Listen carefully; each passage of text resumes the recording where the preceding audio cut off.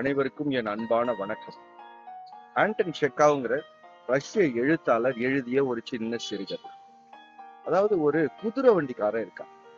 அந்த குதிரை வண்டிக்காரன் ரொம்ப ஏழை, ரொம்ப சாதாரண மனுஷன். அவனுக்குன்னு யாருமே கிடையாது. அவனுக்கு ஒரு மகன் இருக்கு.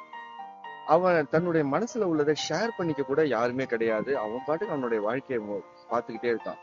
யாருக்கிட்டயாச்சும் தன்னோட வாழ்க்கையில நடக்கிற விஷயங்களை ஷேர் பண்ணணும்னு ஆசைப்படுறான். அதுக்கு அவன் ஒரு சாதாரண மனுஷன் சொல்லிட்டு அவன்கிட்ட யாருமே காது கொடுத்து எதுவுமே கேட்க கூட மாட்டேங்கிறான். ஒரு நாள் அவனுடைய மகன் இறந்துட்டான். மகன் இறந்த அன்னைக்கும் அவனுக்கு வேற வழி இல்லாம அந்த குதிரை வண்டியை ஓட்டுறதுக்காக வர்றான். காலையிலேயே அவனுடைய ஈமக்கிரியெல்லாம் முடிச்சுட்டு குதிரை வண்டி ஓட்டுறதுக்கு வரான்.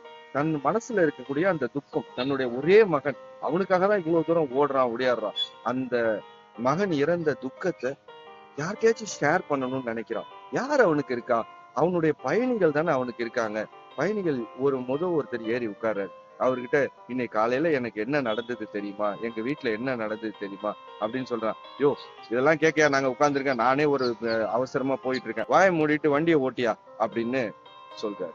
சரின்னு சொல்லிட்டு வண்டி ஓட்டுறான். அடுத்தது கொஞ்சம் பேர் வராங்க, அவங்கள்ட்டையும் சொல்ல ட்ரை பண்றான். இப்படியே ஒவ்வொருத்தட்டையா சொல்ல ட்ரை பண்றான். யாருமே அவனுடைய காது கொடுத்து கேட்கவே இல்லை. அன்னைக்கு ஈவினிங் வரைக்கும், அவனுடைய வேலை நேரம் முடிகிற வரைக்கும் யாரும் அவன் சொல்றதை கேட்கவே ரெடியாகும்.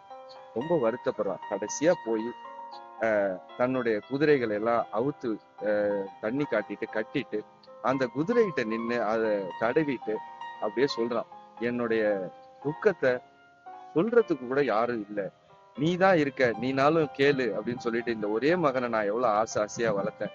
அந்த மகன் தான் என்னோட வாழ்க்கைன்னு நினைச்சு ஓடிக்கிட்டு இருந்தேன். அந்த மகன் இறந்தது எனக்கு ரொம்ப துக்கமா இருக்கு, என்னோட ரொம்ப கஷ்டமா இருக்கு, என்னோட வாழ்க்கையில இனிமேல் என்ன இருக்கு அப்படின்னு சொல்லிட்டு நிறைய அந்த குதிரைகிட்ட பேசிக்கிட்டே இருக்கான்.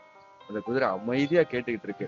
அட்லீஸ்ட் நம்ம சொல்றத அமைதியா கேட்கறதுக்கு ஒரு ஜீவன் இருக்கே அப்படிங்கிற ஒரு உணர்வு அவனுக்கு வருது. வாயில்லாத ஜீவன் தான் சைலண்டா கேட்டுக்கிட்டு இருக்குன்னு தானே நம்ம நினைக்கிறோம்.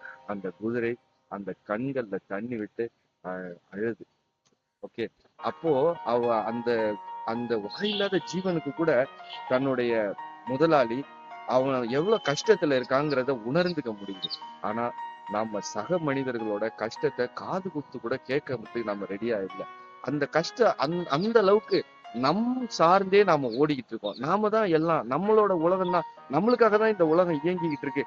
இப்படி ஓடி நம்ம என்னத்தை சாதிக்க போறோம்? யோசிச்சு பாருங்க. நம்ம சக மனிதர்களோட கஷ்டங்களை நிவர்த்தி பண்ண முடியலனாலும் பரவாயில்ல, அவங்க சொல்ற விஷயங்களை காது கொடுத்து கேட்கவாவது நம்ம சிந்தித்து செயல்படுங்கள். அனைவருக்கும் வணக்கம், வாழ்த்துக்கள்.